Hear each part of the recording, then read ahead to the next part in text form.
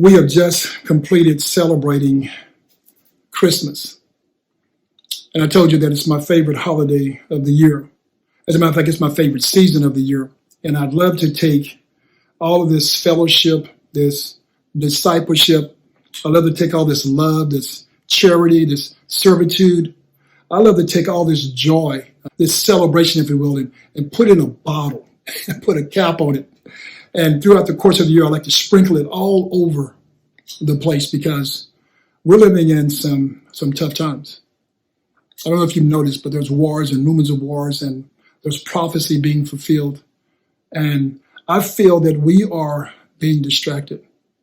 I mean, just by simple terms, when you talk to somebody, everybody you talk to is defensive. Have you noticed that? Spouses are defensive. I mean, you can't get a word in with somebody saying something, stopping you. Well, hold up. Your children are defensive. Have you noticed that? Everybody's standing their ground. I mean, nobody wants to budge. I mean, hey, it's my way or it's no way. I mean, that's what we are. And so I told you, I like to sprinkle some of this holiday, if you will, spirit throughout the course of the year. I mean, lighten up. I mean, what's happening? Let me tell you what's happening. So we're being distracted.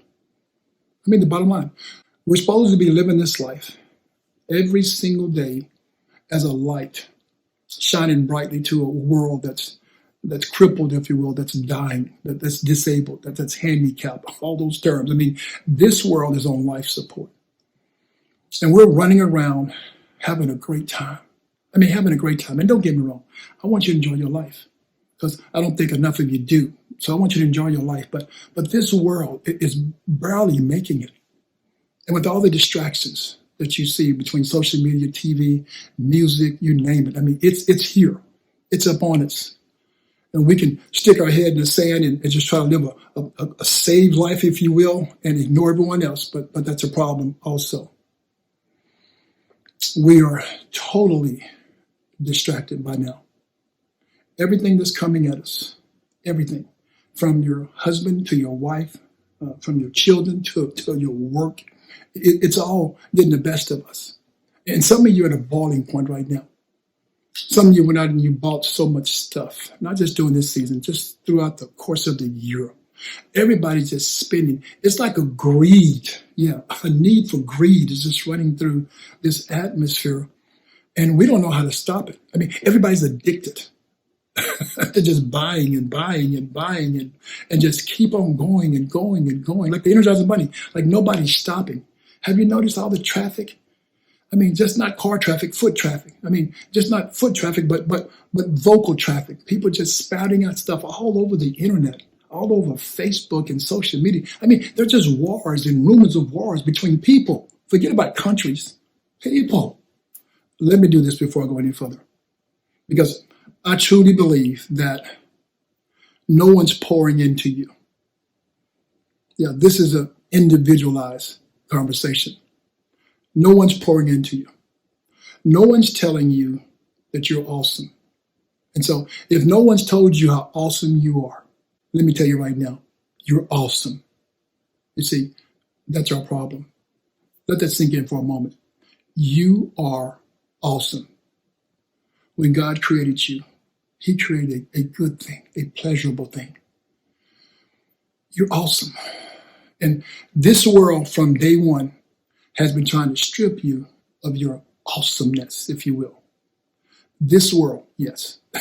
I mean, your parents, yes. Your siblings, yes. Your friends, yes. The enemy, of course. Everyone around you has stuck a pin or a needle in you all your life. And by sticking you with all their hate, yeah, with all their negativity, with all their complaining. I mean, it just keeps going. It don't stop. It just keeps going. And they just keep on rubbing you the wrong way. They keep on distracting you. Yeah. They keep on pouring their issues into you. And all you're doing is you're trying to get away from it, but you don't know how to get away from it. So guess what you do? You take out your needle. You take out your little pen and you start sticking yourself. And you start telling yourself how unawesome you are not. You start telling yourself that you're not worthy. You start telling yourself that you're less than. You start telling yourself that you don't believe, that you don't have faith, that you'll never get there. You see what you start doing? You start believing what other people have poured into you from birth.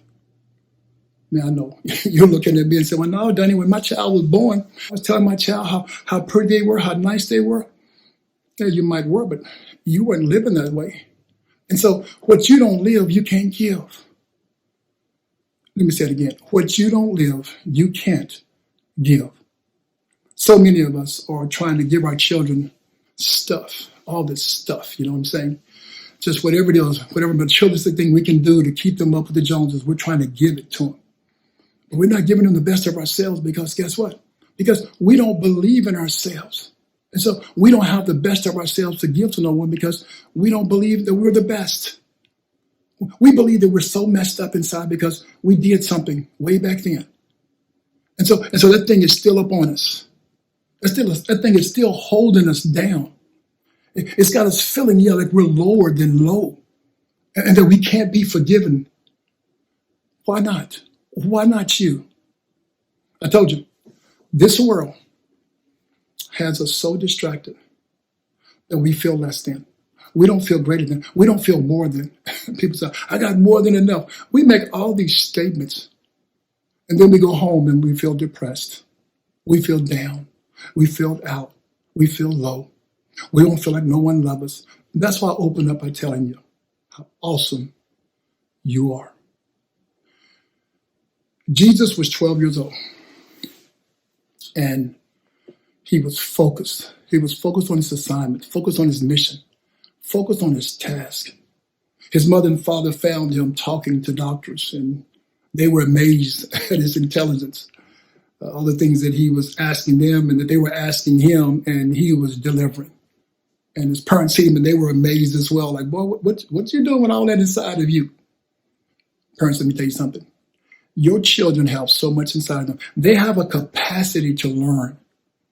But because you weren't taught, yes, let me say it again, because no one told you how awesome you are, you don't tell your children how awesome they are. Now you're going to fight me because I know we got this defense nature now. I mean, you know that, right?